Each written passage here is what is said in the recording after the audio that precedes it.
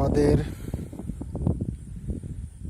দেলদুয়ার টাঙ্গাইলের চরপাড়া গ্রামের সোনালী ফসল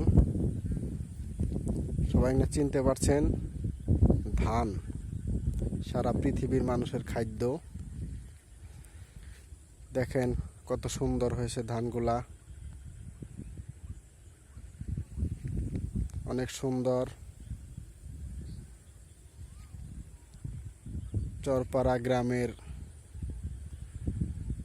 শস্য আবাদের ক্ষেত।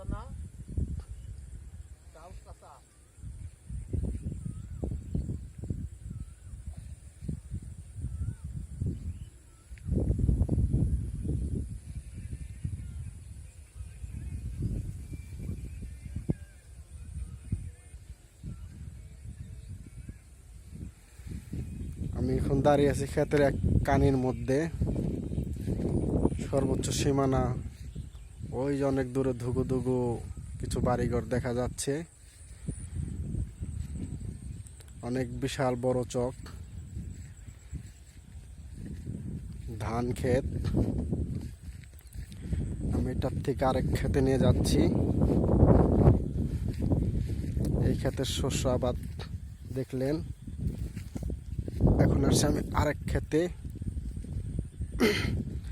আরেকটায় চলে আসছি। ধান হচ্ছে 29, পাকা ধরছে, সবাই ডোল পাকছে, ডোল পাকা, সবাই লাল লাল হচ্ছে। আর হয়তো রোদের তাপ আর কিছুদিন থাকলে হয়তো সপ্তাহ দুয়েকের মধ্যে কাটা যাইব, শস্য আবাদ ঘরে নেওয়া যাবে।